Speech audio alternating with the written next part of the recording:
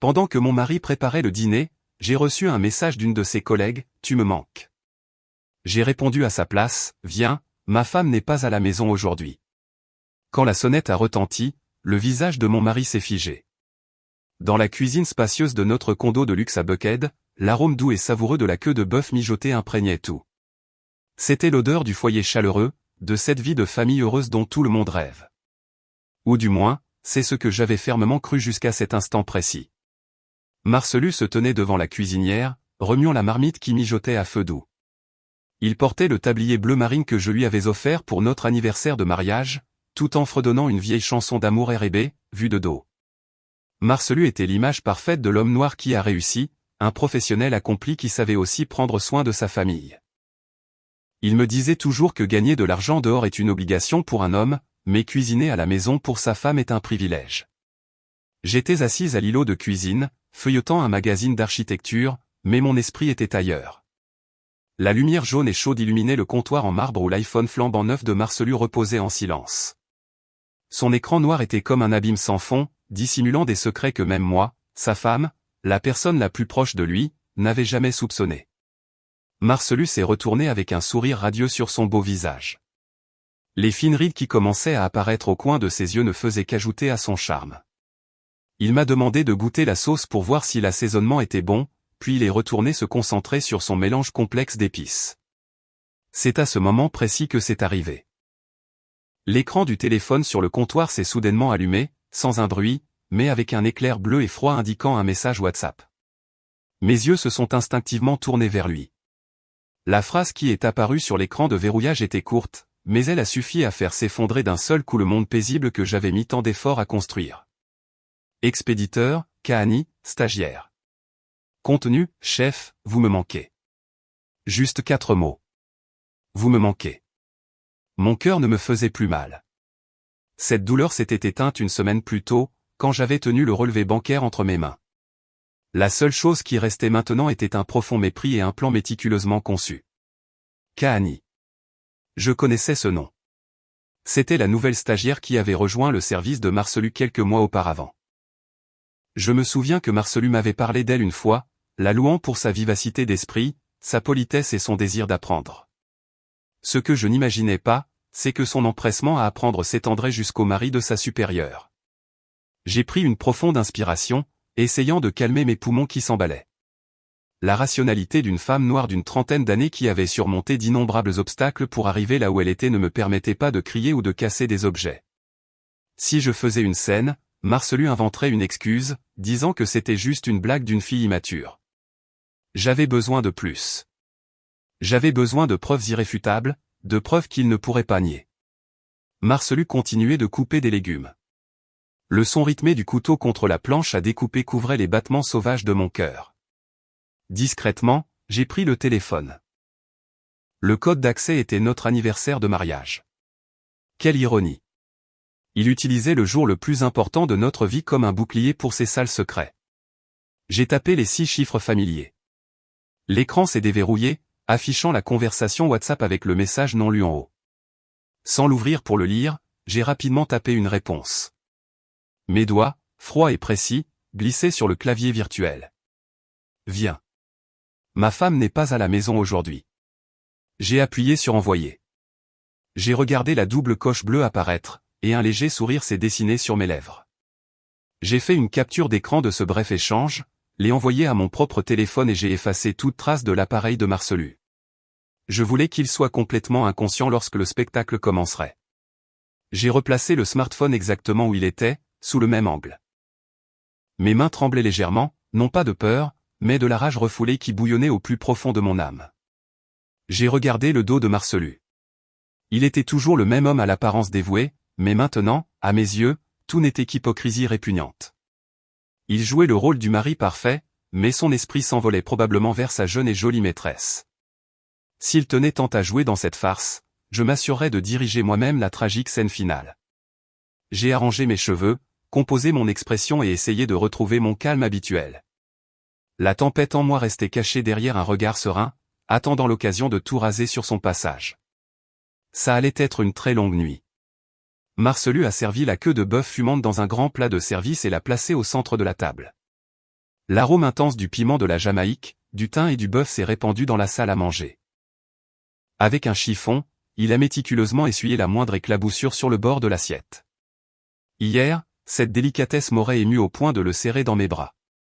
Aujourd'hui, cependant, regarder ce ragoût, c'était comme regarder du poison enrobé de sucre. Il m'a servi une assiette pleine de riz blanc et, choisissant le morceau de viande le plus appétissant, l'a placé dessus.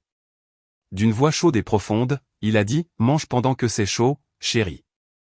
J'ai cuit la viande jusqu'à ce qu'elle se détache de l'os. Il s'est même vanté d'être allé dans 3 marchés différents pour trouver les meilleures coupes justes pour prendre soin de moi comme je le méritais. J'ai accepté l'assiette des mains de mon mari, faisant un effort surhumain pour ne pas trembler. J'ai porté un morceau de viande à ma bouche et j'ai mâché lentement.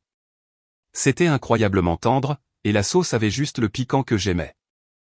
Mais en avalant, j'ai senti un goût amer et nauséabond, comme si je mâchais des cendres. J'ai dû boire une grande gorgée d'eau pour ne pas m'étouffer. J'ai regardé l'homme assis en face de moi. Marcelu mangeait avec appétit, me proposant des accompagnements de temps en temps et me racontant des histoires drôles du travail. Il a parlé d'un nouveau projet, de la façon dont le PDG l'avait félicité, et de ses projets de promotion pour cette année, mais il n'y a eu aucune mention du nom de Kahani ou de cette jeune stagiaire. Je me demandais comment une personne pouvait mener une double vie avec une telle maîtrise, être capable de recevoir un « tu me manques » de sa maîtresse, et quelques instants plus tard jouer le rôle du mari exemplaire qui adore sa femme. Peut-être que pendant nos 6 années de mariage, il avait répété cette performance tant de fois que même moi, je ne pouvais plus distinguer ce qui était réel de ce qui était faux. Je me suis souvenu de nos débuts difficiles lorsque nous nous sommes mariés. Nous avons commencé avec rien dans un petit studio en périphérie de la ville. Marcelu a pris ma main et a juré qu'il travaillerait sans relâche pour que je ne manque jamais de rien et pour nous offrir une maison décente. Et il a tenu sa promesse. Ce condo de luxe. Tout ce confort était le témoignage de notre effort commun. Mais il semble qu'à mesure que l'abondance matérielle grandissait, le cœur des gens commençait à changer aussi. La satiété a cédé la place au désir bas, et l'épouse dévouée qui partageait autrefois un simple sandwich avec lui semblait maintenant fade comparée aux jeunes femmes fraîches de l'extérieur. Faisant semblant d'être rassasié, j'ai posé mes couverts.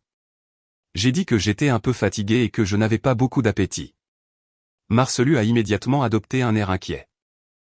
Il s'est levé, s'est approché de moi et a posé sa main sur mon front pour vérifier si j'avais de la fièvre.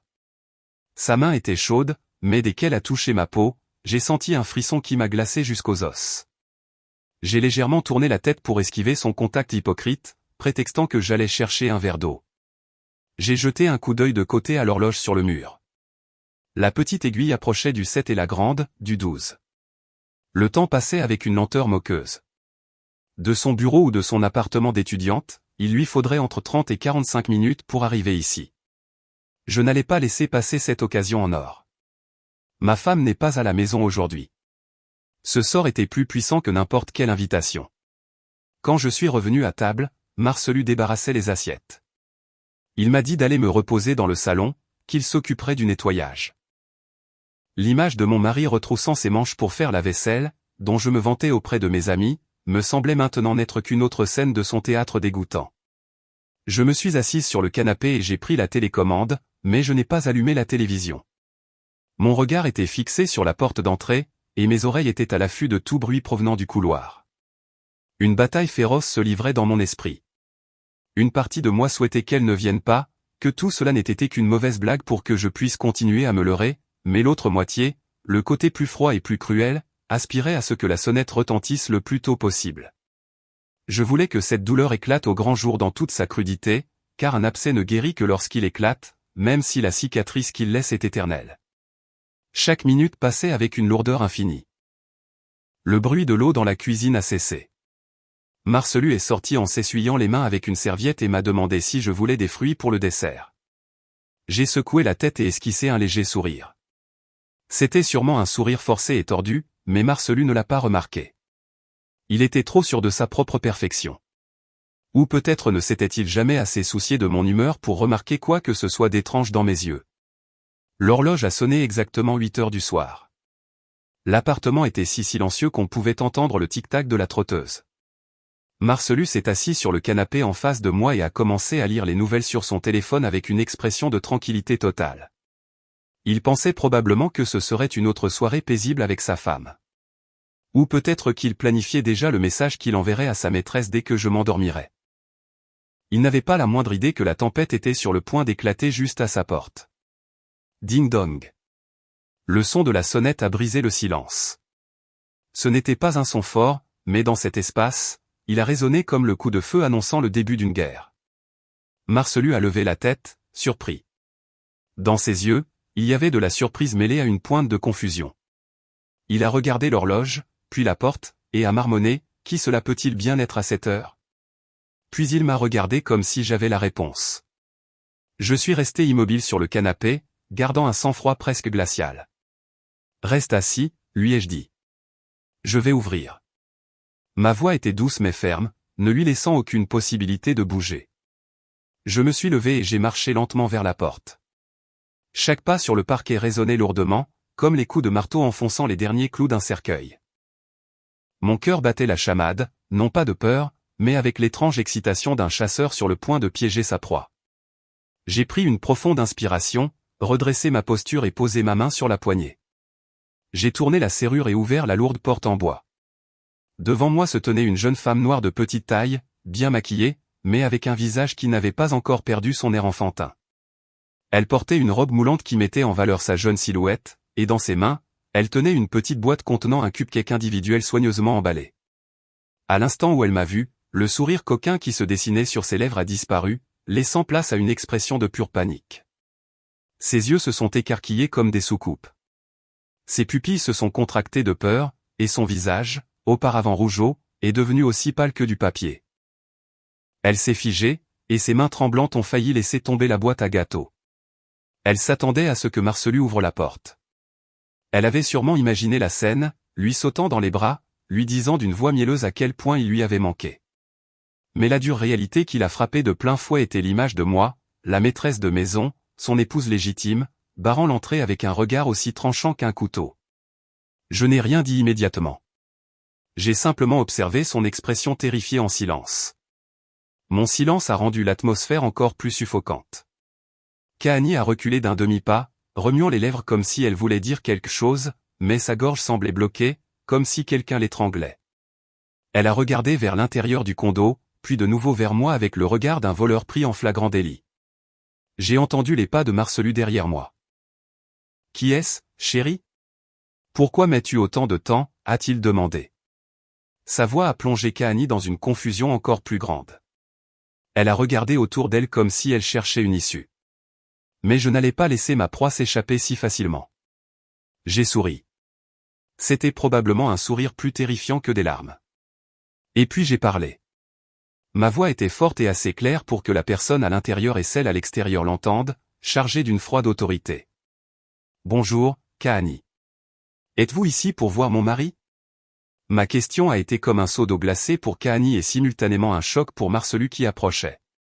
J'ai vu Kahani frissonner.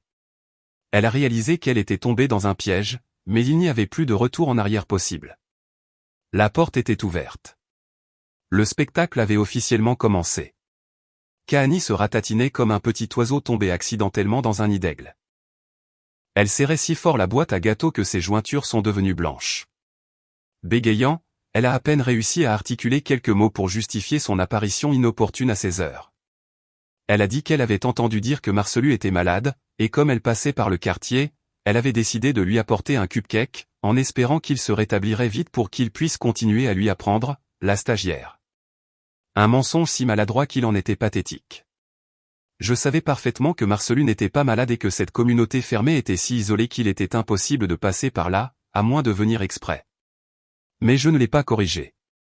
Le plaisir du jeu du chat et de la souris consiste à ne pas tuer la souris immédiatement, mais à jouer avec elle jusqu'à ce qu'elle s'épuise de pure terreur. Gardant un léger sourire, j'ai fixé mon regard sur son visage, qui changeait de couleur à chaque instant. Voyant que Kahani essayait de se retourner pour fuir, j'ai dit d'une voix froide comme la glace, « Si vous faites un seul pas hors de ce couloir, demain toute l'entreprise et vos parents à la campagne recevront les photos et les messages de vous deux. Entrez. Parlons calmement, et je vous laisserai garder un semblant de dignité. » Kahani est restée clouée sur place. Tremblante, elle m'a suivi à contre-cœur à l'intérieur. Je lui ai dit que puisqu'elle était là, elle pouvait en profiter pour voir la maison, que l'ambiance était très chaleureuse. J'ai souligné que je voulais la présenter formellement à mon mari. J'ai allongé le mot « mari » exprès, comme pour apposer un sceau de propriété sur l'homme figé derrière moi. Marcelu avait déjà atteint le salon. En me voyant entrer avec Kahani, son visage s'est décomposé encore plus que le sien. Ses yeux étaient exorbités et sa bouche était grande ouverte, mais il était incapable de dire quoi que ce soit. Le téléphone qu'il tenait à la main est tombé sur le canapé. Il regardait alternativement Kahani et moi, oscillant violemment entre la panique et la confusion. Il ne comprenait pas pourquoi Kahani était là ni pourquoi je la recevais si calmement. J'ai conduit Kahani au centre du salon et l'ai fait asseoir sur le fauteuil en face du grand canapé où Marcelu s'asseyait habituellement. Kahani s'est assise sur le bord, le dos droit et les genoux serrés, n'osant pas lever les yeux. Je me suis tourné vers Marcelu et lui ai fait signe de s'asseoir à côté de moi. Tel un automate sans âme, Marcelu a marché en trébuchant jusqu'au canapé. Même si la climatisation était réglée à 24 degrés, des gouttes de sueur perlaient sur son front. Il s'est assis le plus loin possible de moi, comme si j'étais une bombe sur le point d'exploser. J'ai commencé par les présentations. Montrant Kahani du doigt, j'ai dit à Marcelu que c'était cette bonne stagiaire dont il parlait tant, qui était venue lui rendre visite au milieu de la nuit avec un gâteau et tout, en apprenant que son chef était malade. Ensuite, j'ai présenté Marcelu à Kahani, en disant qu'il était le mari le plus exemplaire du monde, un homme qui ne m'avait jamais déçu. Chacun de mes éloges était comme une aiguille s'enfonçant dans la peau de Marcelu. Je l'ai vu se recroqueviller. J'ai remarqué que Kahani lançait un regard suppliant à Marcelu. Elle attendait un mot de sa part, une excuse, un geste rassurant pour la sauver de cette situation.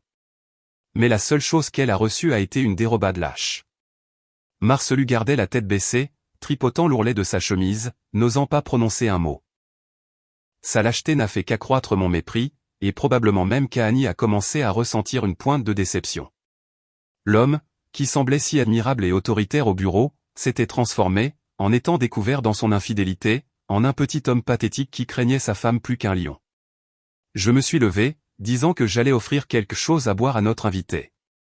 J'ai demandé à Kahani ce qui lui ferait plaisir. Jus d'orange, ou un thé chaud? D'une voix à peine audible, elle a répondu que de l'eau serait bien. J'ai souri et me suis dirigé vers la cuisine. Le salon a été plongé dans un silence de tombe. Je savais que dès que j'aurais disparu, ces deux-là échangeraient des regards paniqués, mais ils n'oseraient pas parler de peur que je les entende. Et c'est exactement ce que je voulais, laisser la terreur ronger leur esprit. Petit à petit, dans la cuisine, j'ai fait du bruit exprès, en sortant des verres et des assiettes pour qu'ils sachent que j'étais toujours proche, à l'écoute de tout. J'ai ouvert le placard et suis passé juste à côté des verres en cristal Waterford que nous utilisions pour les invités importants. Ma main s'est arrêtée sur un paquet de gobelets en plastique fin et jetable, du genre qu'on utilise pour un barbecue ou qu'on voit près d'une fontaine à eau. J'ai pris un de ces gobelets et les remplis d'eau du robinet. Le choix n'était pas accidentel. Je voulais rabaisser Kahani par le moindre détail. Je voulais qu'elle comprenne que sa place dans cette maison, dans notre vie, était aussi bon marché et provisoire que ce gobelet, un objet qu'on utilise et qu'on jette, qui ne vaut pas la peine d'être gardé. Je suis revenu au salon avec un plateau et j'ai placé le gobelet en plastique avec de l'eau devant Kahani.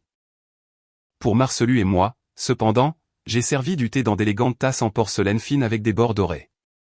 Le contraste frappant entre les deux types de récipients était évident sur la table en verre. Kahani a regardé le gobelet en plastique qui détonnait avec la table luxueuse, et son visage est devenu d'un rouge profond d'humiliation. Elle avait compris le message.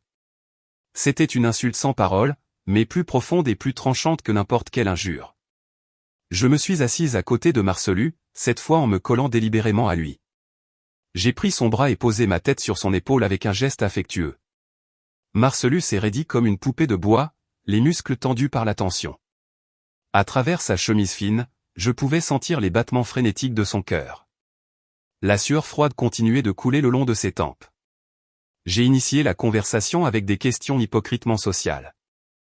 J'ai demandé à Kahani comment se passait le stage, si Marcelu était très exigeant avec elle, s'il ne harcelait pas les stagiaires. Pendant que je parlais, je caressais le bras de Marcelu et lui lançais des regards amoureux de temps en temps. Kahani répondait par monosyllabes, n'osant pas regarder directement la scène tendre qui se déroulait sous ses yeux. Dans son regard se mêlaient l'envie, l'amertume et la peur. Elle était témoin de la façon dont l'homme qu'elle convoitait appartenait légalement et complètement à une autre femme. Les douces promesses que Marcelu avait dû lui murmurer quand ils étaient seuls devenaient insignifiantes devant cette réalité écrasante. L'air dans la pièce était si épais qu'il était difficile de respirer. Même le léger bourdonnement de l'air conditionné central ne pouvait dissiper l'atmosphère étouffante. J'avais l'impression d'assister à une pièce de théâtre tragique et silencieuse où chaque acteur s'efforçait de remplir son rôle, à la différence que seul moi avais le scénario et connaissais la fin. Soudain, j'ai changé de sujet et je me suis tourné vers Marcelu d'une voix excitée. J'ai évoqué nos projets de vacances à Sainte-Lucie pour le mois prochain. J'ai décrit un avenir idyllique avec enthousiasme, la mer bleue, le sable blanc, les dîners romantiques aux chandelles. J'ai ajouté que nous regardions une maison au bord d'un lac dans les montagnes Blue Ridge pour passer les week-ends à cultiver notre propre jardin et à pêcher, et que nous planifions déjà comment prendre soin de nos parents dans leur vieillesse. Chacune de mes paroles était un poignard qui s'enfonçait dans le cœur de Kahani. Elle réaliserait qu'elle était complètement exclue de la vie de Marcelu, des projets futurs, des biens, des projets à long terme. Tout cela nous appartenait en tant que couple. Dans ce tableau, il n'y avait pas de place pour elle. Elle n'était qu'un caprice passager, un plaisir temporaire pour Marcelu. Marcelu restait assis en seul silence, ne confirmant ni ne niant rien. Il semblait être assis sur des charbons ardents, souhaitant que cette torture psychologique se termine le plus tôt possible, mais je n'allais pas le laisser partir si facilement. Je voulais marquer cette nuit horrible dans leurs deux mémoires pour qu'ils ressentent un frisson chaque fois qu'ils s'en souviendraient. Je me suis tourné vers Kahani et avec un sourire, je lui ai lancé une question apparemment innocente, mais chargée de sens. Kahani, aussi jeune et jolie que vous êtes, je suis sûr que vous avez plein d'hommes qui vous courent après. Moi, par contre, je vieillis. Je dois m'accrocher à cet homme pour qu'il ne s'échappe pas. J'ai peur que quelqu'un me le vole dans un moment d'inattention. On dit qu'aujourd'hui, il y a beaucoup de maîtresses vénales qui poussent comme des champignons après la pluie, n'est-ce pas? Kahani a sursauté et a baissé brusquement la tête. Elle a serré le poing si fort que le bout de ses doigts est devenu blanc. Elle savait parfaitement à qui je faisais référence. Le terme « maîtresse vénale », bien que prononcé légèrement, était aussi tranchant qu'un rasoir et a sectionné le dernier lambeau de sa fierté. Les mots ont résonné dans l'air, rendant l'atmosphère encore plus inconfortable. Kahani n'a pas osé répondre à ma question.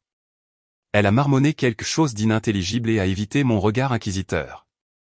Je pouvais voir ses frêles épaules trembler violemment malgré ses efforts pour se contenir. La confiance et la coquetterie avec lesquelles elle était arrivée chez moi avaient complètement disparu, ne laissant que l'image d'une pécheresse attendant son jugement. Mais je n'allais pas les laisser s'échapper si facilement. Je me suis tourné vers Marcelu et j'ai serré son bras un peu plus fort, mes ongles s'enfonçant légèrement dans sa peau à travers la chemise, lui rappelant ma puissante présence. J'ai regardé mon marié, changeant ma voix pour un ton mielleux, mais en maintenant un regard aussi tranchant qu'un couteau, je l'ai interrogé sur la maison au bord du lac à Blue Ridge que nous étions allés voir la semaine dernière. J'ai parlé fort et clairement, m'assurant que Kahani entendait tout. Je lui ai rappelé que nos parents avaient adoré le terrain, qu'il avait une bonne énergie, et qu'étant près de la rivière, il faisait très frais. J'ai souligné que mes parents avaient promis de contribuer à hauteur de 15 000 $ pour la rénovation comme cadeau pour leurs futurs petits-enfants. À la mention des enfants, j'ai senti le corps de Marcelu se tendre. C'était son point le plus faible. Nous étions mariés depuis 6 ans, mais avions reporté d'avoir des enfants jusqu'à ce que nous atteignions la stabilité financière. Et maintenant, alors que tout était prêt, je découvre cette trahison. Mais j'ai abordé le sujet des enfants exprès. Je savais que c'était l'encre la plus solide, la légitimité familiale et sociale qu'une maîtresse de passage comme Kahani ne pourrait jamais lui donner. J'ai décrit avec enthousiasme une famille heureuse pleine de rires d'enfants. J'ai dit que l'année prochaine était parfaite pour essayer d'avoir un bébé, qu'à notre âge c'était le moment idéal, et j'espérais que ce serait un garçon. Puis je me suis tourné vers Kahani et lui ai demandé si elle ne pensait pas que c'était un plan merveilleux. À la question directe, Kahani a sursauté et la petite cuillère qu'elle tenait est tombée de ses mains. Le tintement du métal contre la soucoupe en porcelaine a résonné sèchement dans le silence.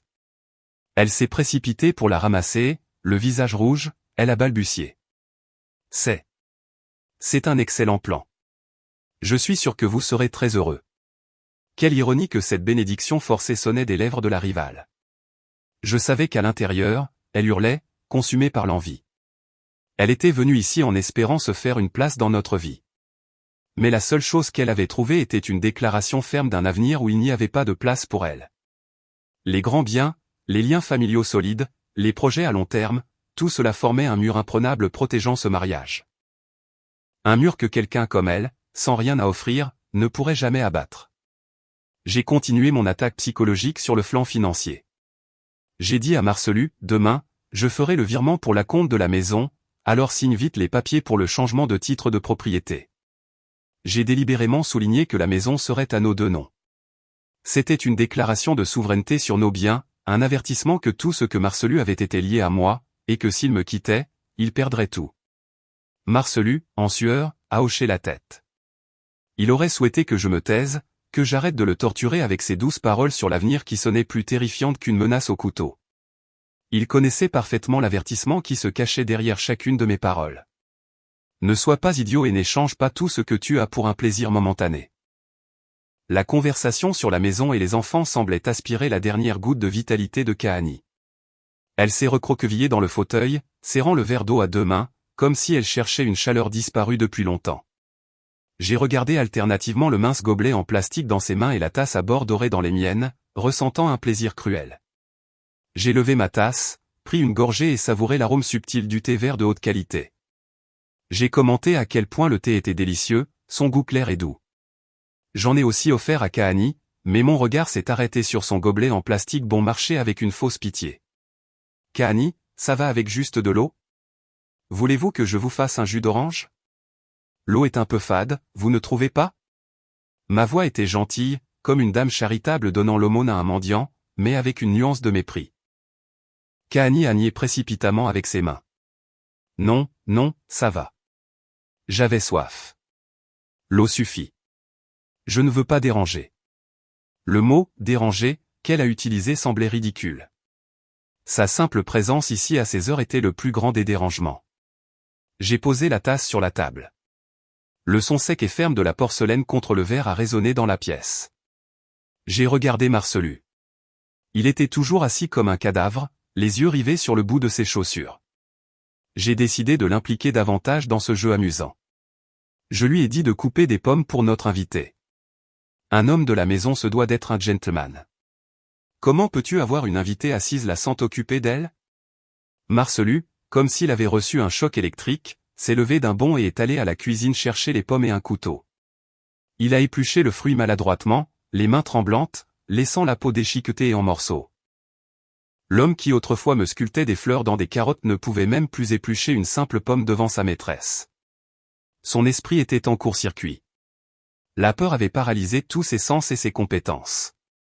Quand il a posé l'assiette de pommes sur la table, j'ai piqué le morceau le plus appétissant avec une fourchette et l'ai porté directement à la bouche de Marcelu. Ouvre la bouche, chérie. Laisse-moi te donner à manger. Ne le touche pas avec tes mains.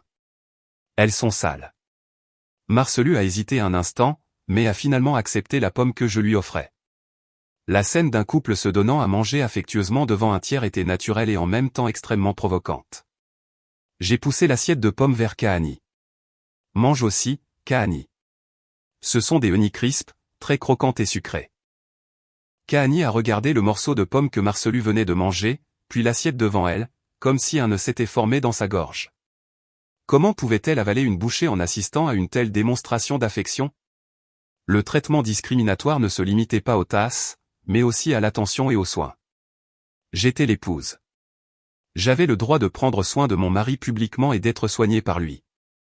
Elle, en revanche, même si Marcelu la désirait dans la rue, ici, était une intruse, une spectatrice forcée du spectacle de bonheur de notre mariage. J'ai vu les yeux de Kahani devenir rouges.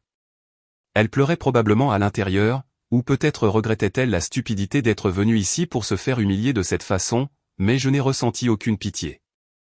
Ma compassion est morte à l'instant où j'ai vu le message « Vous me manquez » sur l'écran du téléphone. La pitié est un luxe que je n'accorde pas à ceux qui tentent de détruire le bonheur du foyer d'autrui. Le silence s'est de nouveau emparé du salon, mais cette fois, l'air sentait beaucoup plus la poudre. Kahani, peut-être pour briser la tension ou essayer de récupérer une partie de son image de personne prévenante devant Marcelu, s'est éclairci la gorge et a demandé timidement des nouvelles de sa santé. « Chef, comment va votre estomac? Ça fait moins mal ?» Sa voix était basse, mais empreinte d'une inquiétude sincère. Elle a même proposé de demander à sa mère d'envoyer un pot de miel à l'ail noir de sa ville natale du Sud, qui, selon elle, était très bon pour l'estomac. En entendant cela, le visage de Marcelu est devenu livide. Il a nié précipitamment avec ses mains, disant qu'il allait bien, que ce n'était pas nécessaire. Il a jeté un coup d'œil de côté vers moi, terrifié, sachant que sa stupide maîtresse venait de commettre une erreur fatale. Elle démontrait une connaissance de la vie privée de son chef qui dépassait de loin les limites d'une relation professionnelle normale. J'ai laissé échapper un petit rire court et glacial qui les a fait frissonner tous les deux. J'ai regardé Kahani d'un regard perçant, comme si je pouvais lire son âme. Waouh, Kahani, vous vous inquiétez vraiment pour votre chef. Regardez ça. La femme qui vit et dort avec lui dans le même lit ne lui a toujours pas fait ce miel à l'ail noir. Mais vous, une stagiaire qui est ici depuis à peine quelques mois. Comment connaissez-vous ces mots, vous aussi? J'ai délibérément allongé les mots, vit et dort avec lui dans le même lit, pour rappeler à Kahani sa place. Je n'ai donné aucune trêve et j'ai continué à attaquer. Est-ce que Marcelu se plaint de ses douleurs au bureau devant vous, ou vous vous voyez seul si souvent que vous connaissez même les détails de son régime alimentaire? Kahani est restée sans voix. Son visage est passé du rouge au violet. Elle a balbutié qu'elle l'avait simplement vu au bureau se toucher l'estomac avec une grimace de douleur et avait demandé par pure supposition une excuse pitoyable. Je savais que les problèmes d'estomac de Marcelu étaient chroniques. Pour ne pas nuire à son image de leader fort, il montrait rarement des signes de faiblesse en public. Il ne le faisait que lorsqu'il était seul avec quelqu'un en qui il avait confiance. J'ai lancé un regard foudroyant à Marcelu. Et toi? Pourquoi vas-tu inquiéter tes employés au travail? La prochaine fois, si tu te sens mal, dis-le à ta femme.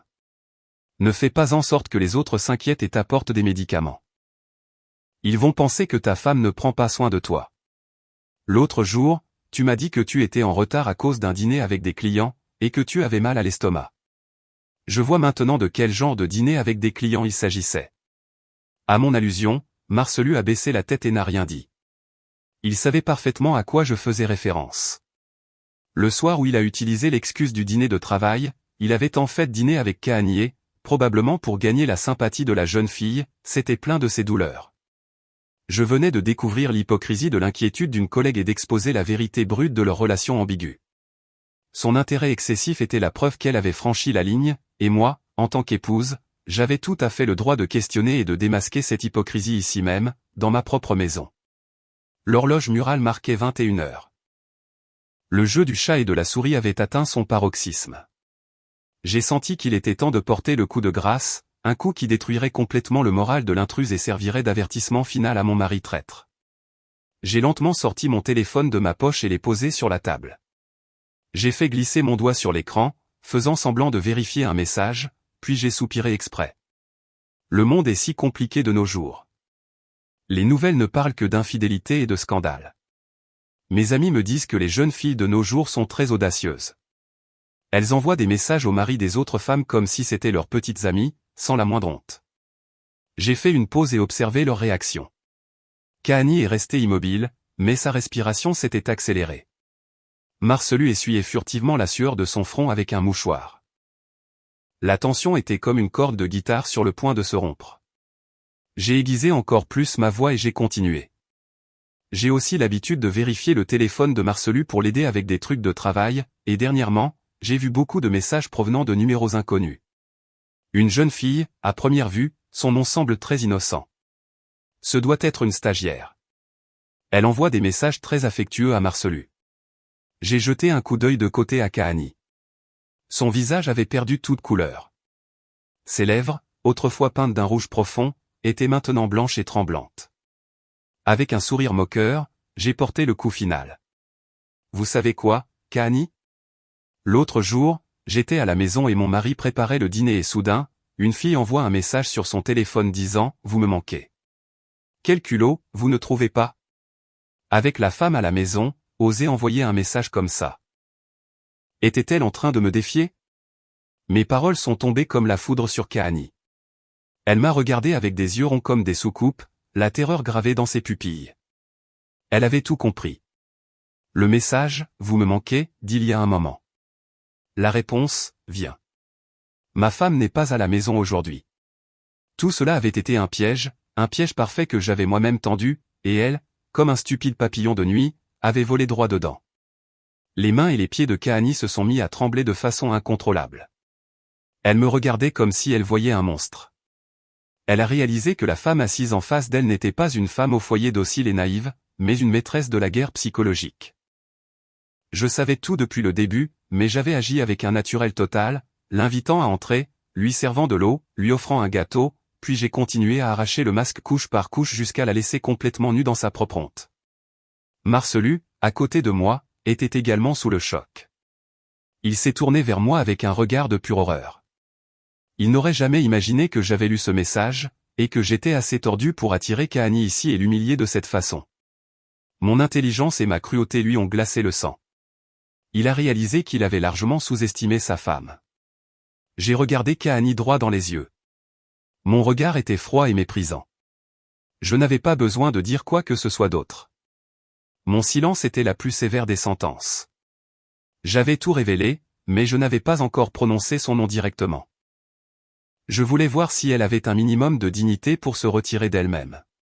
C'était le dernier acte de miséricorde que je lui accorderais avant qu'elle ne quitte cette maison. Kahani n'en pouvait plus. La pression invisible émanant de moi, la lâcheté de Marcelu et la vérité cruelle qui venait d'être révélée ont écrasé sa volonté. Chaque seconde devait être une torture pour elle, comme si elle était assise sur une chaise électrique. Elle a rapidement attrapé le sac à main qu'elle avait laissé à côté d'elle. Dans sa hâte, le sac a heurté la chaise avec un bruit sourd. Elle s'est levée d'un bond, mais ses jambes ont vacillé et elle a failli tomber. Sans oser me regarder en face, la tête baissée, elle a marmonné qu'elle devait partir. Elle a prétexté qu'une urgence était survenue à la maison, que sa mère lui avait dit de rentrer tout de suite, et qu'elle était désolée de ne pas pouvoir rester plus longtemps. Sa voix était cassée, au bord des larmes. Sans attendre notre réponse, elle s'est dirigée vers la porte, courant comme une voleuse poursuivie. La boîte à gâteaux a été laissée abandonnée sur la table comme preuve de l'échec misérable de sa visite. Marcelu a fait un mouvement pour se lever, probablement pour la raccompagner ou s'excuser, mais j'ai été plus rapide. J'ai posé ma main sur sa cuisse et j'ai serré fort, lui signalant de rester sur place. Mon regard s'est durci, l'avertissant de ne rien faire de stupide dans cette situation. Marcelu a compris mon message et est resté paralysé, suivant du regard le dos de Kahani alors qu'elle disparaissait derrière la porte. Je me suis levé et l'ai suivi lentement jusqu'à l'entrée. Je marchais avec calme et assurance, en contraste marqué avec sa nervosité. Kahani essayait de mettre ses chaussures, mais ses mains tremblaient tellement qu'elle n'y arrivait pas. Je me suis appuyé contre le cadre de la porte, les bras croisés, l'observant avec un mélange de pitié et de mépris. Quand elle a enfin réussi à mettre ses chaussures et se préparer à ouvrir la porte pour sortir dans le couloir, j'ai appelé « Kahani ». Elle s'est arrêtée net, surprise. Elle s'est retournée avec un regard effrayé et suppliant. Elle craignait probablement que je fasse une scène dans le couloir de l'immeuble, que je l'insulte ou que je la prenne par les cheveux, mais je ne l'ai pas fait. Ma dignité ne me permettait pas de me comporter comme une racaille. Je me suis approché d'elle et lui ai chuchoté à l'oreille, assez bas pour que nous soyons les seuls à l'entendre. Ma voix était douce comme une brise, mais froide comme une glace ancienne. La prochaine fois que vous viendrez voir mon mari, appelez d'abord. Si vous vous promenez par ici à cette heure de la nuit, les voisins pourraient mal comprendre et penser que quelque chose de louche se passe dans cette maison respectable. Et souvenez-vous de ceci, la femme de Marcelu n'est pas toujours sortie de la maison.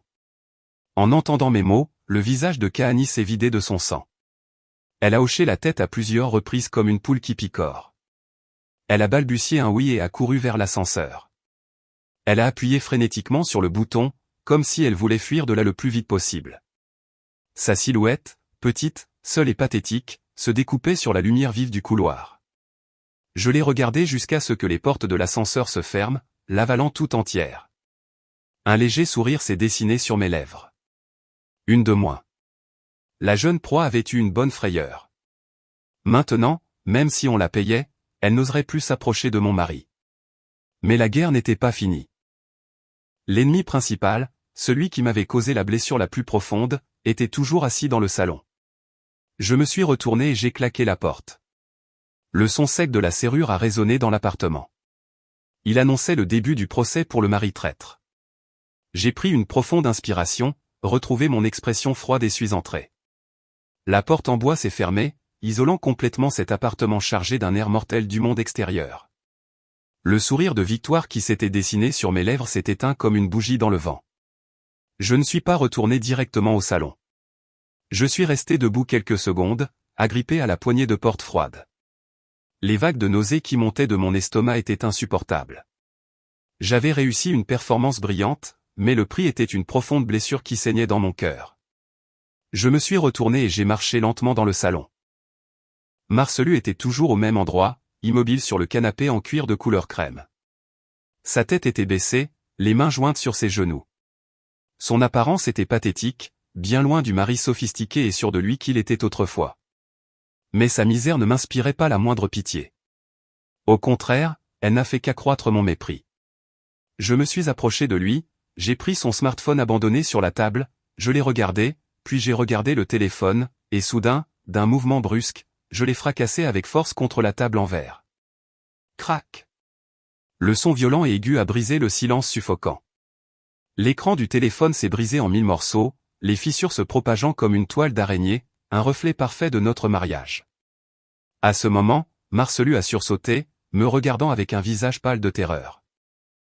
J'ai croisé les bras et les regardé de haut avec un regard glacial, d'une voix tranchante et ferme, dénuée de toute émotion. J'ai dit, explique-toi. Le message disant, viens. Ma femme n'est pas à la maison aujourd'hui. C'est moi qui l'ai envoyé. Tu pensais que j'étais une idiote qui ne savait rien? Et c'est ainsi que Marcelu est resté bouche bée, me regardant avec incrédulité. Il ne s'attendait pas à ce que je montre mes cartes si vite et si fermement. Peut-être pensait-il que je n'avais que de vagues soupçons, mais il n'a jamais imaginé que je contrôlais tout depuis le début. Ses lèvres tremblaient, essayant d'articuler une excuse pathétique. Chérie, c'est un malentendu. Elle et moi ne sommes que des collègues.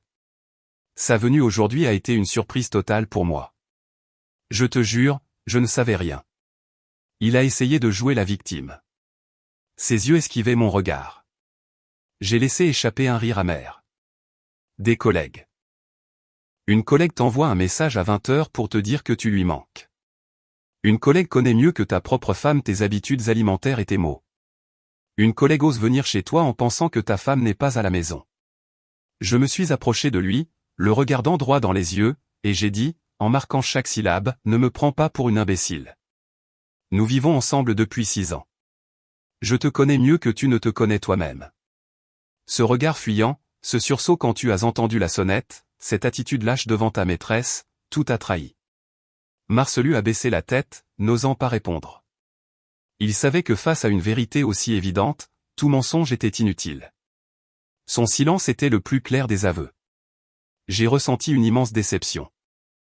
L'homme que j'avais aimé et en qui j'avais confiance aveuglément n'était rien de plus qu'un sale menteur, un lâche, incapable d'assumer la responsabilité de ses actes. Le silence de Marcelu a jeté de l'huile sur le feu de ma colère. Je n'avais pas besoin de ses excuses vides. Je voulais qu'il affronte la vérité brute qu'il avait tant essayé de cacher. Je suis allé à mon sac à main, qui était sur un meuble, et j'en ai sorti une pile de papiers que j'avais préparés cet après-midi même. C'étaient les preuves que j'avais rassemblées en secret depuis la semaine dernière, depuis que j'avais commencé à soupçonner. J'ai jeté les papiers à son visage. Les feuilles blanches ont volé et sont tombées en désordre sur le téléphone détruit. Marcelu a ramassé un papier. Ses mains tremblaient violemment. C'était un relevé bancaire. Le détail des 3 derniers mois. J'avais entouré et lu les virements à Kahani Jenkins avec des mémos ambigus comme « cadeau » ou « déjeuner ». Les montants n'étaient pas énormes, quelques centaines à chaque fois, mais la fréquence était suspectement élevée. Un virement s'est démarqué, $1500 de la semaine dernière avec le mémo « Joyeux anniversaire ». J'ai montré le relevé et j'ai haussé la voix. Et comment expliques-tu cet argent? Un cadeau d'anniversaire de $1500 pour une stagiaire? Pour mon anniversaire, un bouquet de fleurs et un simple dîner t'ont suffi. Ta générosité est vraiment admirable. Marcelu était sans voix, transpirant abondamment. Il ne s'attendait pas à ce que je connaisse ses finances avec autant de détails. Mais ce n'était pas tout.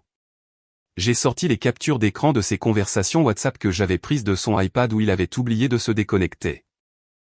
Des messages coquins, des rendez-vous pour déjeuner et au cinéma, et même des expressions de désir écœurantes. J'ai jeté une autre photo. C'était le billet de cinéma d'il y a 2 semaines à 23 heures. Ce jour-là, il m'avait dit qu'il était en retard à cause d'un dîner client, mais en fait, il regardait un film avec sa maîtresse. Et enfin, j'ai sorti la photo d'un long cheveu brun teint trouvé sur le siège passager de sa voiture. Mes cheveux étaient noirs et courts. Ce cheveu était sans aucun doute celui de Kahani. Face à des preuves aussi irréfutables, Marcellus s'est complètement effondré. Il n'y avait plus moyen de nier ou de trouver des excuses. Son masque de moralité hypocrite avait été arraché, révélant sa vraie nature de traître. Il a laissé tomber ses bras et s'est affalé sur le canapé avec une expression de désespoir. Et puis il s'est mis à pleurer. Les larmes d'un homme adulte, quelque chose que j'avais rarement vu. Je suis désolé. J'ai perdu la tête un instant. Elle m'a ensorcelé. S'il te plaît, pardonne-moi juste cette fois. Une excuse tardive et lâche, rejetant la faute sur un autre. Les hommes infidèles utilisent toujours le même répertoire. Je suis tombé dans la tentation. Je n'ai pas pu m'en empêcher. Le voir pleurer m'a glacé le cœur. Je suis allé à la cuisine. J'ai attrapé la marmite avec le ragoût de queue de bœuf qu'il avait préparé avec tant de soin tout l'après-midi. Sous le regard étonné de Marcellus, j'ai vidé tout le contenu dans la poubelle du coin. L'arôme délicieux du ragoût s'est mélangé à l'odeur aigre des ordures, créant une puanteur nauséabonde. Je me suis tourné vers Marcellus et je lui ai lancé ma dernière phrase. Mon amour pour toi est comme ce ragoût. Avant, il était délicieux et précieux, mais une fois contaminé, ce n'est plus que des déchets. Et je ne mange pas de déchets. Mon acte de jeter la nourriture a été comme un seau d'eau froide pour Marcellus, qui a semblé se réveiller de son délire. Il a réalisé que je ne plaisantais pas. La détermination dans mes yeux et mes actions annonçait une rupture irrévocable. Marcellus a couru vers moi, est tombé à genoux et a serré mes jambes. Il a pleuré inconsolablement, me suppliant de ne pas le quitter, de ne pas divorcer. Il a juré qu'il mettrait fin à tout avec Kahani, qu'il démissionnerait même de son travail si nécessaire, qu'il ferait n'importe quoi pour réparer son erreur. Il a fait appel à nos parents, à nos 6 années de mariage, essayant de me retenir. Je suis resté rigide comme une pierre, le laissant pleurer, serrant mes jambes. Mon cœur était déjà mort. Ses serments ne produisaient maintenant que plus de dégoût en moi. S'il avait vraiment apprécié nos 6 années d'amour, il n'aurait pas couché avec une autre femme. S'il avait vraiment pensé à nos parents, il n'aurait pas laissé les choses en arriver là. Froidement, j'ai repoussé ses mains et j'ai reculé. Je l'ai regardé avec pitié et j'ai dit, garde le peu de dignité qu'il te reste. Ne sois pas pathétique. Ma décision est irrévocable. Je me suis retourné et je suis allé directement à la chambre. À l'intérieur du placard se trouvait la grande valise que j'avais faite cet après-midi. Je l'ai sortie et j'y ai jeté quelques vêtements supplémentaires et mes effets personnels essentiels. Je n'ai pas pris grand-chose, juste ce qui était vraiment à moi. Cette maison, ces meubles, me semblaient maintenant souillés par la trahison. Je suis sorti dans le salon avec la valise. Marcellus était toujours par terre, sanglotant la tête baissée. Ses gémissements résonnaient dans l'espace silencieux. J'ai laissé une feuille de papier que j'avais imprimée précédemment sur la table. C'était la reconnaissance de dette pour les 40 000 $ que mes parents nous avaient prêtés au début de notre mariage, lorsque nous ne pouvions pas nous permettre la rénovation du condo, ainsi que les reçus au nom de mon père.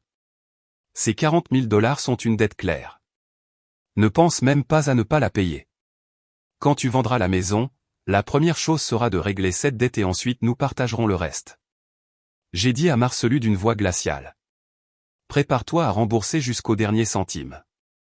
La maison est à nos 2 noms, mais je ne vais pas me battre pour elle. Je te la cède pour que tu puisses vivre avec ta maîtresse, mais l'argent de mes parents, tu dois me le rendre. Marcellus a regardé les papiers, puis moi.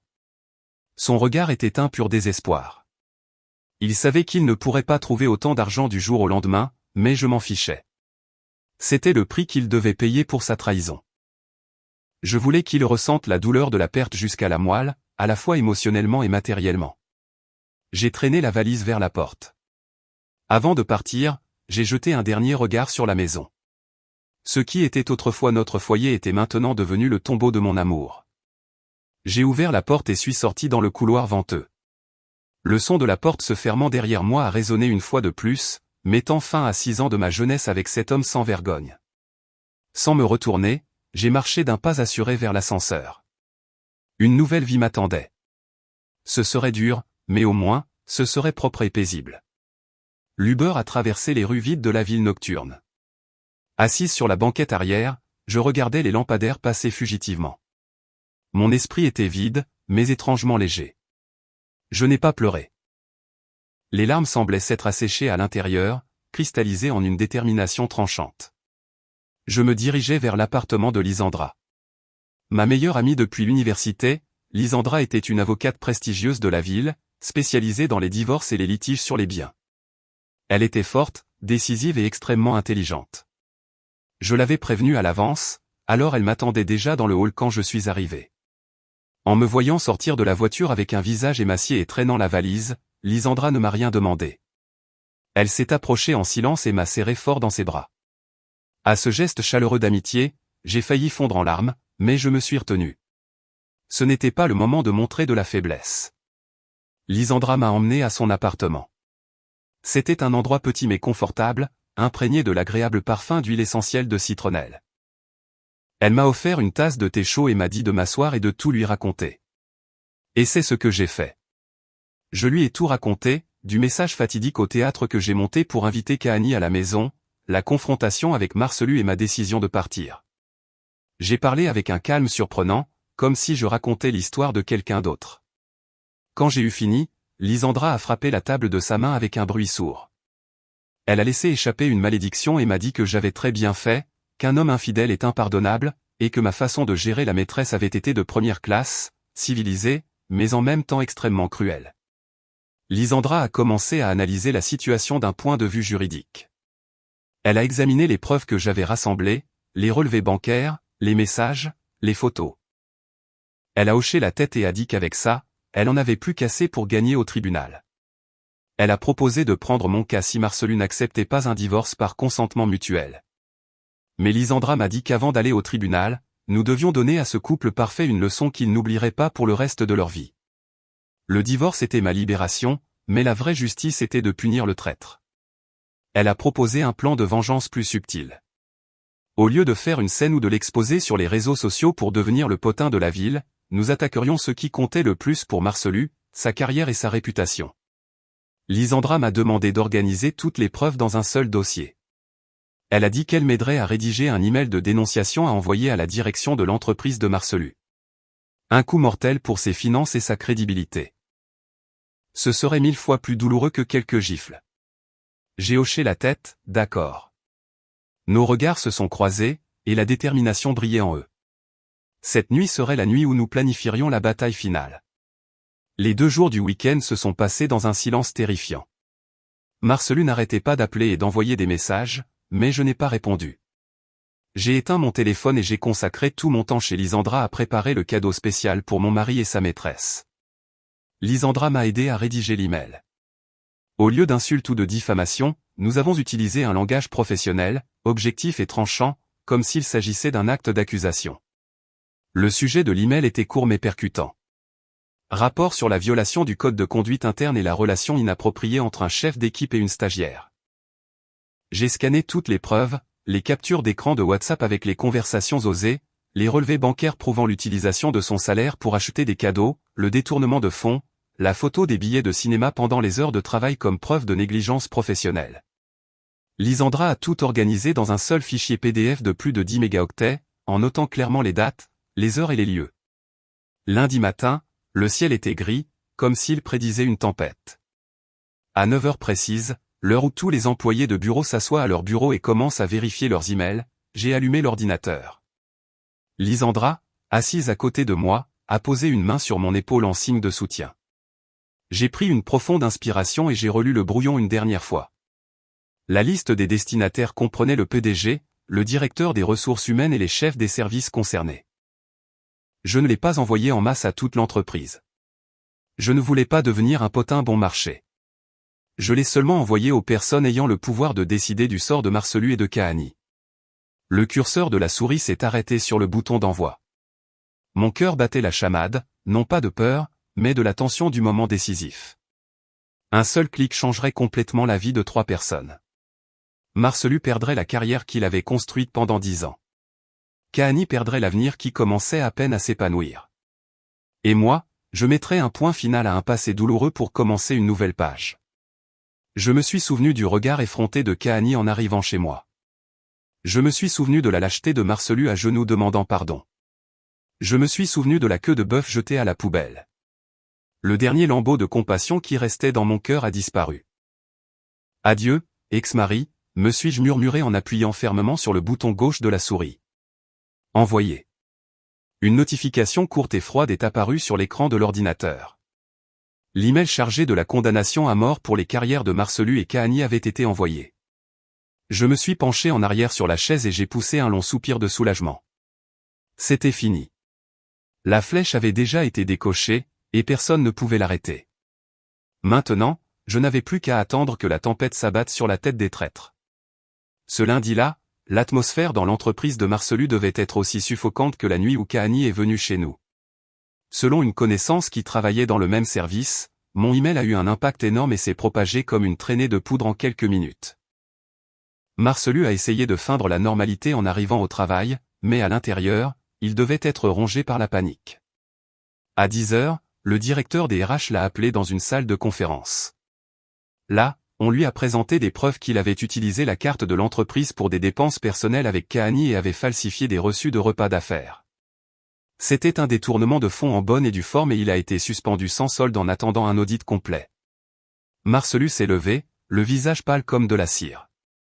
Il a ouvert la bouche pour essayer de s'excuser, de dire que c'était un malentendu, de la calomnie. Mais le directeur des RH a levé une main ferme, le coupant court. Sur la table, il a laissé un épais dossier avec l'impression de ce même fichier PDF que j'avais envoyé. Face à des preuves aussi irréfutables, Marcelu est resté muet. 2 gardes de sécurité se sont approchés et lui ont demandé de rassembler ses effets personnels et de quitter le bureau immédiatement.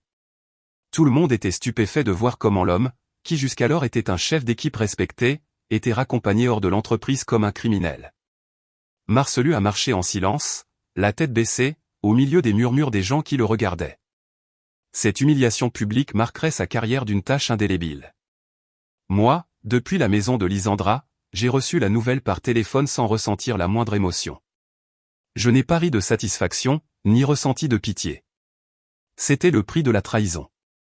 Quand il a piétiné notre mariage et poursuivi ses désirs, il avait lui-même signé l'arrêt de mort de sa carrière. 3 jours plus tard, son licenciement a été officialisé. La raison communiquée dans une note interne était une violation grave de l'éthique professionnelle et un préjudice à l'image et à la confiance de l'entreprise. Marcelu a non seulement perdu son emploi, mais est également entré sur la liste noire des responsables RH du secteur. Dans cette ville, les rumeurs volent plus vite que le vent. Une fois que votre réputation morale est entachée, surtout par un scandale avec un subordonné, les portes de votre carrière se ferment presque complètement. Les conséquences financières n'ont pas tardé à arriver comme une vague géante. Marcelu a perdu sa principale source de revenus, mais les prêts bancaires continuaient d'arriver à échéance ponctuellement. La traite de la voiture, l'hypothèque du condo, les cartes de crédit, tout est devenu un nœud coulant se resserrant autour de son cou. Auparavant, grâce à son salaire élevé et à ma bonne gestion, il vivait confortablement sans regarder les prix. Maintenant, rien qu'avec les intérêts bancaires mensuels, il transpirait à grosses gouttes.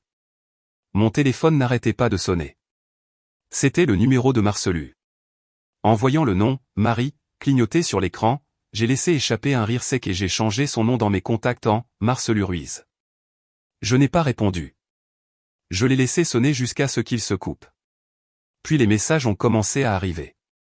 Au début, c'était des supplications, demandant pardon, me demandant de retirer le rapport pour lui donner une chance de recommencer. Comme je ne répondais pas, le ton a changé pour des accusations, me traitant de cruel et de sans-cœur pour avoir ruiné sa vie. Je les ai parcourus et les ai tous supprimés. Cruel. Quand il était au lit avec une autre femme pendant que je l'attendais à la maison avec le dîner prêt, a-t-il pensé au mot cruauté? Quand il utilisait notre argent commun pour acheter des cadeaux coûteux à sa maîtresse, a-t-il pensé à mes efforts? Je n'avais fait que réclamer ce qui était juste pour moi. Même ses parents, qui vivaient dans le sud, m'ont appelé. Ma belle-mère, en pleurant, m'a insulté, me traitant de mauvaise épouse, celle qui avait détruit son mari et sa famille. Elle a dit qu'il était normal qu'un homme ait une liaison, qu'une femme devait le supporter pour garder la paix dans le foyer. En entendant cela, j'ai ressenti une amère résignation pour le sort des femmes. J'ai dit calmement à ma belle-mère que je ne pouvais pas vivre avec un traître et j'ai raccroché. J'ai aussi bloqué les numéros de toute sa famille. Je ne voulais plus entendre de leçons de morale hypocrite. Marcelu avait tout perdu, littéralement tout. Femme, famille, carrière, réputation. Et maintenant, il se noyait dans les dettes. Il errait dans ce grand appartement vide, face aux quatre murs et à une solitude écrasante. C'était la punition la plus juste pour quelqu'un qui n'avait pas apprécié ce qu'il avait. Le sort de Kahani n'était pas très différent. Dès que Marcelu a été suspendue, elle a également été appelée au RH. Elle est entrée dans la pièce avec les yeux gonflés et un air hagard. Loin de l'image sûre et coquette de cette nuit-là, la décision de mettre fin à son contrat de stage a été immédiate. La raison, violation des règles de conduite interne et préjudice à l'environnement de travail. Kahani a pleuré, a supplié pour une chance, a dit qu'elle était jeune et qu'elle était tombée dans la tentation. Mais dans le monde impitoyable de l'entreprise, ces excuses naïves sont inutiles. Elle était dans une grande société. Être renvoyée de manière déshonorante signifiait que les portes de son avenir s'étaient à moitié fermées. Pire que de perdre le travail, c'était le mépris de ses pairs. L'histoire de la maîtresse effrontée qui a défié l'épouse légitime est devenue le sujet le plus brûlant dans les chats anonymes de l'entreprise. Lorsque Kahani emballait ses affaires dans une boîte en carton, personne ne s'est approché pour lui parler ou l'aider. Tout le monde la regardait avec dédain, chuchotant dans son dos. Les hommes qui la draguaient auparavant l'évitaient maintenant comme la peste, de peur d'être éclaboussés par le scandale. Kahani a quitté le bureau seul, portant sa boîte. Le long couloir vide semblait être le chemin d'épines qui l'attendait. Devant l'ascenseur, elle a croisé le même agent de sécurité qui avait été témoin de sa fuite quelques jours plus tôt. Le regard de pitié de l'homme a été la goutte d'eau qui a fait déborder le vase, et Kahani a finalement craqué, pleurant à chaudes larmes. Elle est sortie en courant du bâtiment, laissant derrière elle les moqueries des gens. D'après ce que Lisandra m'a dit, après cet incident, Kahani n'a pas supporté les escaliers et a déménagé. Elle a mis tous ses réseaux sociaux en privé et a disparu du monde virtuel. C'était une leçon très chère pour une jeune femme qui commençait à peine à faire ses premiers pas dans la vie. Elle a essayé d'échanger sa beauté et sa jeunesse contre quelque chose de vain. Mais à la fin, elle a perdu la chose la plus précieuse pour une femme, son honneur et son estime de soi. Je n'ai pas eu pitié de Kahani. Elle a choisi ce chemin, ignorant la morale et l'éthique, et les conséquences lui appartenaient. J'espère seulement qu'après cet échec douloureux, elle apprendra à vivre d'une manière plus correcte pour le reste de sa vie. 2 mois plus tard, nous nous sommes revus au tribunal pour l'audience de règlement du divorce. Marcelu semblait avoir vieilli de 10 ans. Il avait une barbe mal entretenue et des vêtements froissés. Il m'a regardé avec des yeux suppliants, mais j'ai maintenu une attitude froide et distante. Lisandra m'accompagnait en tant qu'avocate. Sa présence, professionnelle et pointue, a intimidé encore plus Marcelu. Au tribunal, Marcelu a essayé de s'accrocher à l'idée qu'il m'aimait toujours et voulait récupérer notre relation. Mais Lisandra a présenté les preuves irréfutables de son infidélité, anéantissant d'un coup son faible espoir. La division des biens a été le point de plus grande tension. Le condo de luxe était notre plus grand atout. Marcelu, par orgueil, voulait le garder. Il ne voulait pas se retrouver à la rue. Il a proposé de me payer ma part en mensualité. J'ai laissé échapper un rire de mépris et j'ai secoué fermement la tête. Je n'allais permettre à aucun lien financier de me lier à mon ex-mari. Lisandra, en mon nom, a présenté mes conditions. Soit il me payait 50% de la valeur de la maison en un seul versement plus les $40 000 pour la rénovation que mes parents avaient contribué, soit nous vendions la maison et partagions l'argent. Il devait bien sûr prendre en charge l'intégralité de l'hypothèque en cours. Le visage de Marcelu, au chômage et endetté, est devenu blanc. Où allait-il trouver des centaines de milliers de dollars du jour au lendemain? La banque avait déjà commencé à lui envoyer des avis de saisie immobilière pour 3 mois de retard sur l'hypothèque. Finalement, il n'a eu d'autre choix que d'accepter la vente de la maison. L'appartement, qui était autrefois sa fierté, a été mis en vente comme une opportunité en dessous du prix du marché pour obtenir une vente rapide. Après avoir remboursé l'hypothèque, m'avoir remboursé ma part et les $40 000 de mes parents, Marcelu s'est retrouvé avec à peine d'argent. Il a signé les papiers du divorce d'une main tremblante. Sa signature tordue a mis le point final à 6 ans de mariage. Il est sorti du palais de justice les mains vides, au sens propre comme au figuré, sans maison, sans voiture. Il l'avait déjà vendu pour payer ses dettes, sans femme et sans travail. Il se tenait seul dans la cour ensoleillée du palais de justice, regardant en silence mon départ en taxi. Le prix était très élevé, mais c'était entièrement de sa faute. J'ai reçu l'argent de la vente de la maison et de la division des biens. C'était une somme considérable, suffisante pour commencer une nouvelle vie. Au lieu d'un grand appartement comme avant, j'ai choisi un condo plus petit et confortable dans un quartier calme et arboré. J'ai décoré ma nouvelle maison à mon goût. Fini les meubles ostentatoires et flashy pour satisfaire la vanité de Marcelu. À leur place, j'ai mis des tons beige doux, des plantes fraîches et une simple bibliothèque en bois massif. Chaque coin de la maison reflétait ma personnalité et transmettait une paix inhabituelle. Ce soir, j'ai invité Lisandra à la pendaison de crémaillère. Nous sommes assises sur le balcon avec une brise fraîche, buvant du vin rouge et contemplant la ville illuminée. Lisandra a porté un toast à ma libération, au fait d'être sortie de ce désastre. J'ai souri et trinqué avec ma précieuse amie. Sans elle, sans sa force et sa détermination, je n'aurais probablement pas traversé cette tempête avec une telle force. Mon téléphone a vibré avec une notification. Mon virement est arrivé. J'ai été promu chef d'équipe après avoir mené avec succès un projet majeur. Le travail intense m'a aidé à m'éloigner progressivement de la douleur du passé. J'ai ouvert Facebook et j'ai vu un message d'une inconnue. Sa photo de profil était un tournesol en pleine floraison. Elle me remerciait. Il s'avère que Lisandra avait partagé mon histoire anonymement sur un forum de femmes pour alerter les autres, en changeant tous les noms et détails personnels. La femme m'a dit que la lecture de mon histoire lui avait donné le courage de quitter son mari, qui la maltraitait et la trompait depuis des années. En lisant le message, j'ai ressenti une étrange chaleur dans mon cœur. Ma douleur n'avait pas été entièrement inutile. Elle était devenue une motivation et une leçon pour d'autres femmes naviguant dans une mer de souffrance. J'ai pris une profonde inspiration, profitant de l'air frais de la nuit d'automne. Le passé est resté enfermé derrière les portes du palais de justice. Maintenant, devant moi, s'étend un vaste ciel plein d'espoir. Je suis Ayana. J'ai 32 ans. Je suis célibataire, indépendante et heureuse. J'ai souri et j'ai pris une gorgée de vin. Le goût amer du vin et l'arrière-goût sucré qu'il laisse dans la gorge ressemblent à ma vie. Maintenant, je suppose qu'il faut passer par l'amertume pour pouvoir savourer la douceur de la liberté. L'histoire vous a-t-elle plu? Et de quelle ville écoutez-vous? Retrouvons-nous dans les commentaires.